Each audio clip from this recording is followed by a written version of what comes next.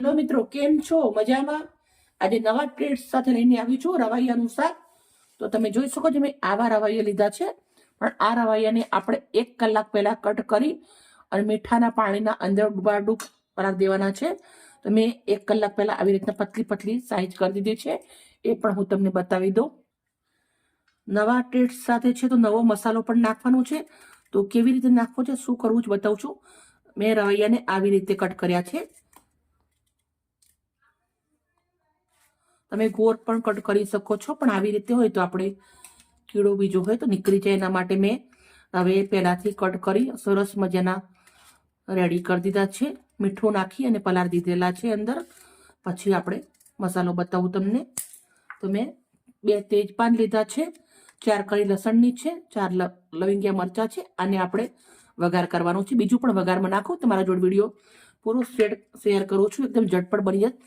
તજના ટુકડા લેવાના છે થોડા. પછી આપણે એક મોટો તજનો ટુકડો લીધો, 3-4 કટકા કરી લીધા છે, ને 5 નગ લવિંગ છે, 1 ઇલાયચી છે, 1 ગાંઠ મોટી લસણ છે, છીલી લીધું છે. પણ આપણે આને આ મસાલાને પહેલા વાટી લેવાનો છે.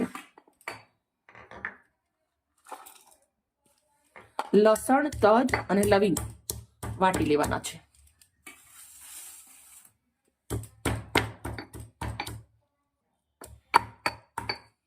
સરસ વાટી અને એક મસાલો રેડી થઈ ગયો છે.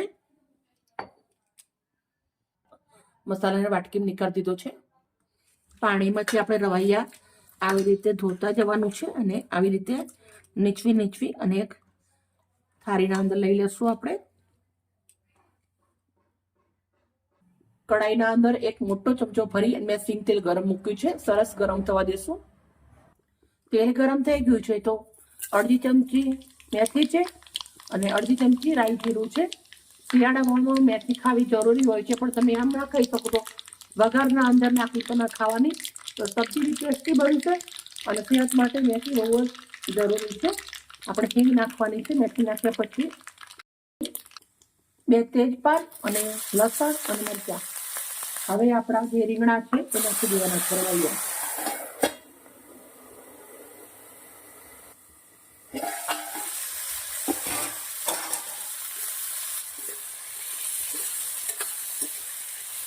બે મિનિટ તેલના અંદર આપણે રવૈયાને સાંતળવા દેવાના છે. હવે આપણે 1 ચમચી લાલ મરચું નાખું છું, અડધી ચમચી હળદર, 1 ચમચી ધાણા જીરું, અડધી ચમચી મીઠું. શાકને મિક્સ કરી દેશું મસાલાના અંદર સરસ મજાનું.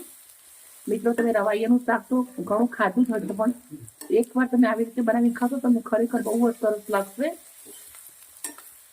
હવે ગેસનો તાપ ધીમો કરી દેવાનું છે અને 7 મિનિટ આને ચડવા દેવાનું છે.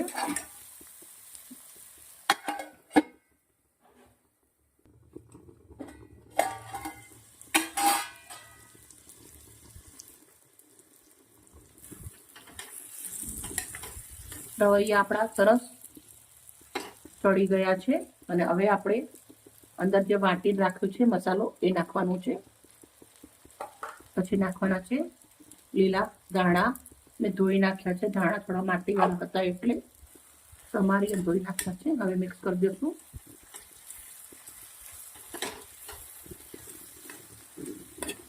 આજે તજ અને લસણ નાખ્યા પછી આપણે એને ધીમા તાપી પાછું 3 થી 4 મિનિટ રાખી દઈશું.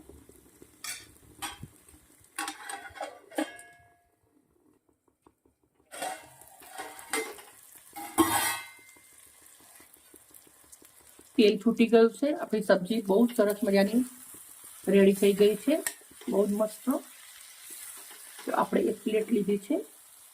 પ્લેટના અંદર સબ્જી નીકાળું છું. મિત્રો, ભાખરી જોડે ખાઓ એ રોટલા જોડે, રોટલી જોડે, બધા જોડે સરસ લાગશે. એકવાર આ ઠંડીની મોસમના અંદર આ સબ્જી જરૂરથી બનાવજો. જેને રવૈયા રીંગણ બહુ પસંદ હોય એમના માટે તો એકદમ સ્પેશિયલ છે આ સબ્જી. ઠંડીના મોસમના અંદર કોઈને શ્વાસની તકલીફ હોય, શરદી ખાંસીની તકલીફ હોય, એના માટે આ સબ્જી એકદમ સ્પેશિયલ છે. રામબાણ ઇલાજ છે. એકવાર જરૂરથી બનાવજો ને અમારી વિડીયો સારી લાગી હોય તો પ્લીઝ લાઈક કરજો. કાલે આવી નવી રેસીપી સાથે. Okay, bye bye.